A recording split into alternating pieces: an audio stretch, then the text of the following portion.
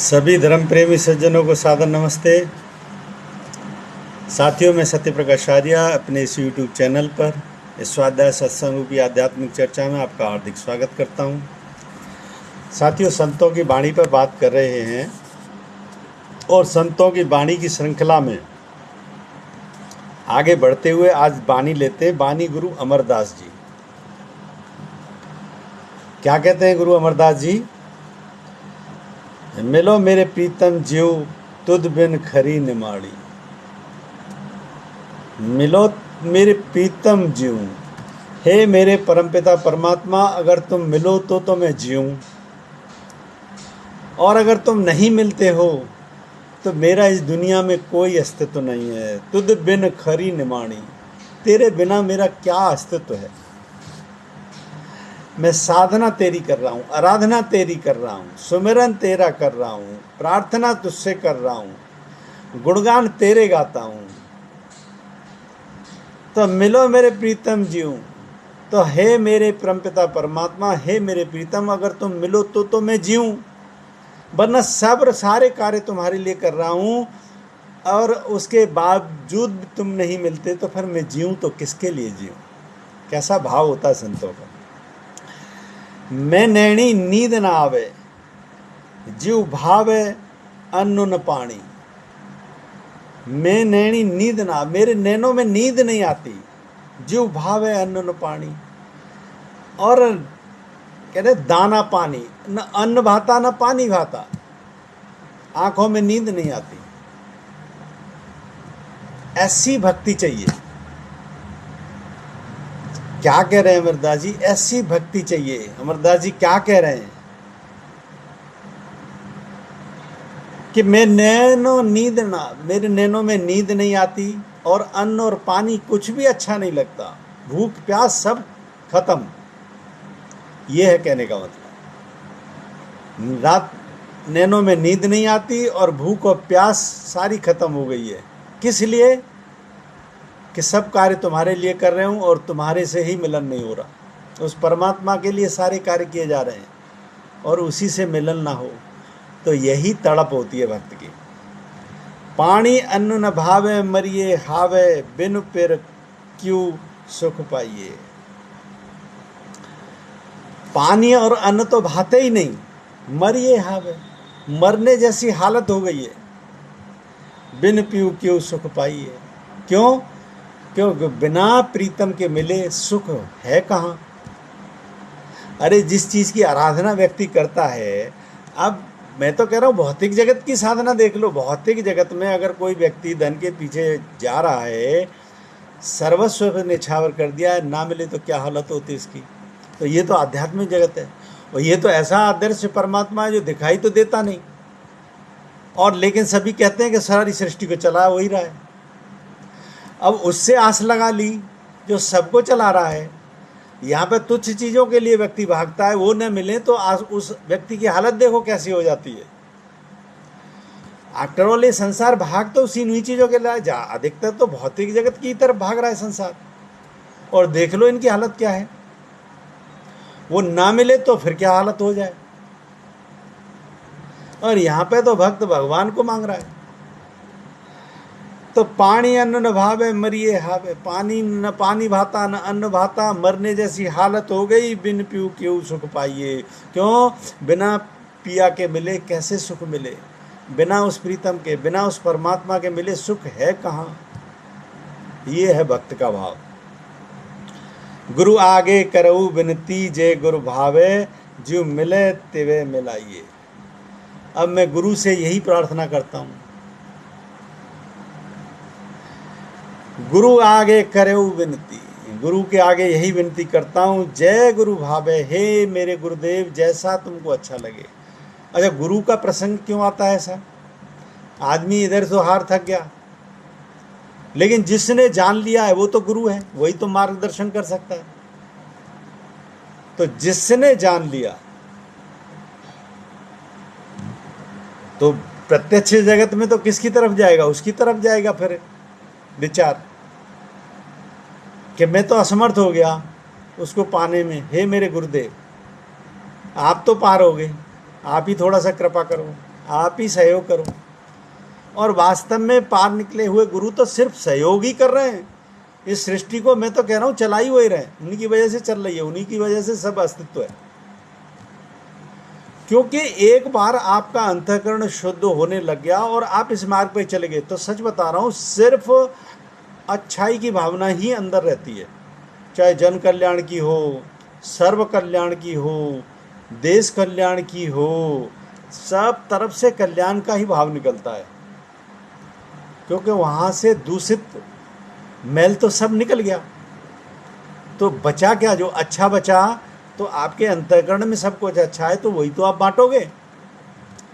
फिर देने को व्यक्ति के पास रह ही अच्छा कुछ जाता है, अंदर बचता ही नहीं कूड़ा कचरा तो कुछ भी। जो कुछ बचता है प्योर बचता है, प्योरिटी, तो वही तो व्यक्ति देगा।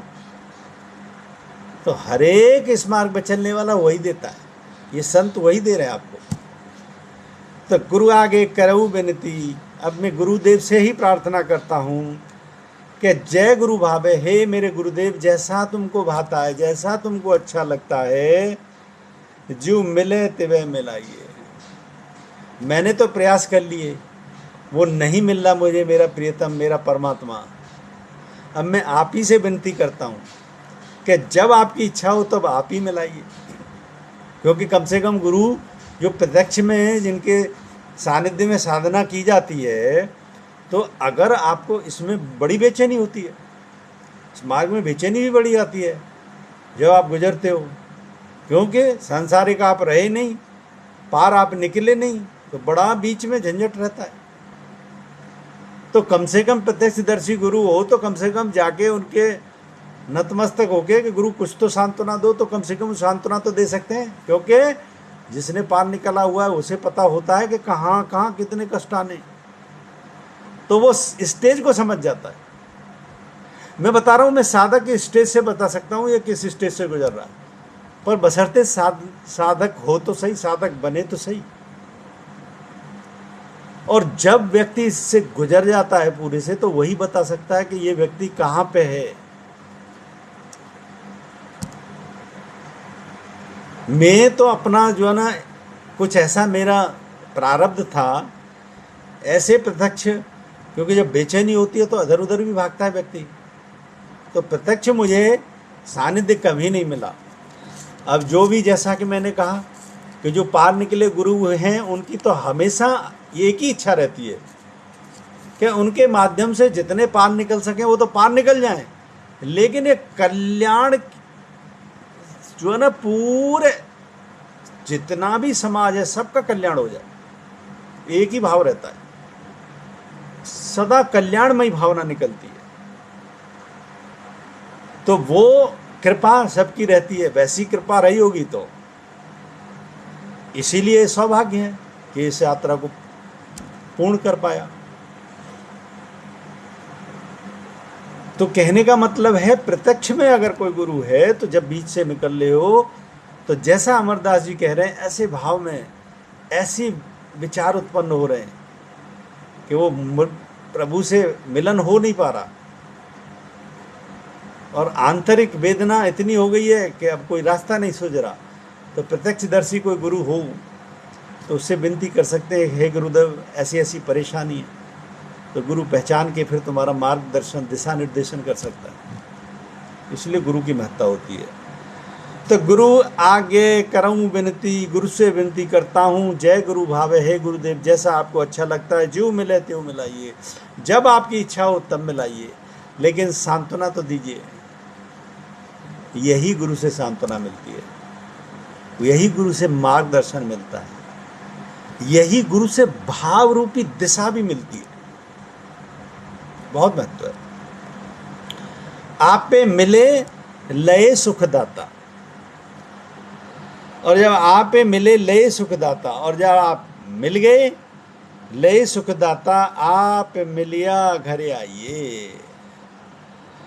जब मुलाकात परमात्मा से हो जाए तो आप मिले लय सुखदाता, तो अंदर सब सुख ही सुख है। और वो कैसा सुख है? आप मिलिए घरे आइए।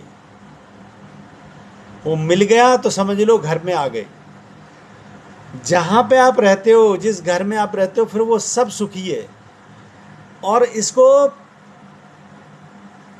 तुलनात्मक दृष्टिकोण से समझना है तो मिले घर आइए का मतलब वो परमात्मा आपको मिलेगा। सबसे पहले आपको अपने इस मंदिर के, शरीर रूपी मंदिर के अंदर, उस परमात्मा का घर ये है आपका शरीर। आप मिले घर आइए, तो वो घर पे है, लेकिन जब तक हम जंजालों में फंसे तब तक वो दिखाई नहीं देता, समझ में नहीं आता, अनुभव से नहीं हो जाता। तो वो इसी घर में विराजमान आपको मिलता है। फिर इसका तात्पर्य है, आप मिले लय सुखदाता, आप मिलिए घर आइए। नानक कामण सदा सुहागिन, ना पिर मरे न जाइए। गुरु नानक देव कहते हैं, या फिर अमरदास जी गुरु नानक देव को याद करके कहते हैं कि नानक कामणी सदा सुहागन। जैसे स्त्री उसके पति के होने से सदा सुहागन कहलाती है।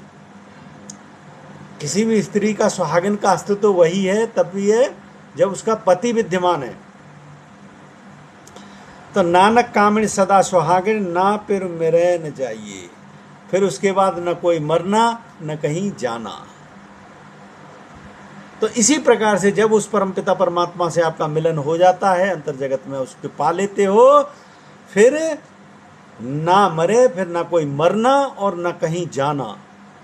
अरे मैं तो कहता हूं, रामकृष्ण परमहंस और उनकी धर्मपत्नी माता जी जो थी, ये प्रत्यक्ष उदाहरण है। रामकृष्ण जी तो कह के गए थे कि तू जब मुझे पुकारेगी तब तुझे दर्शन दूंगा, इसीलिए कभी तू अपने आप को ये समझना ही नहीं तू स्वागन नहीं है।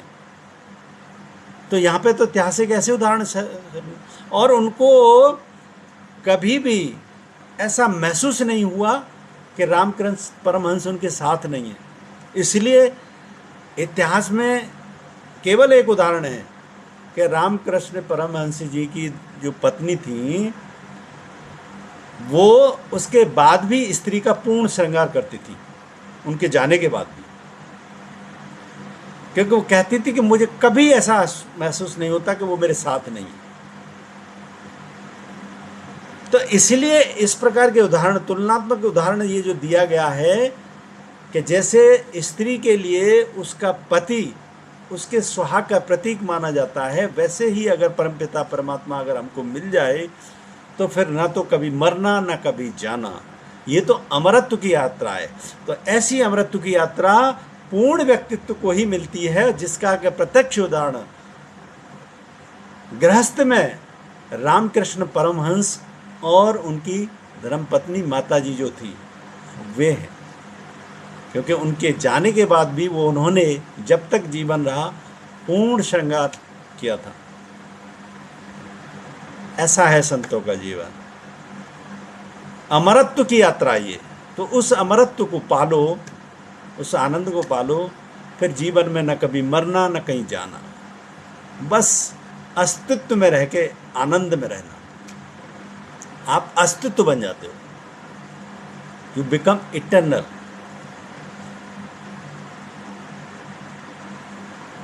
Omni present, eternal Omni present, शाश्वत।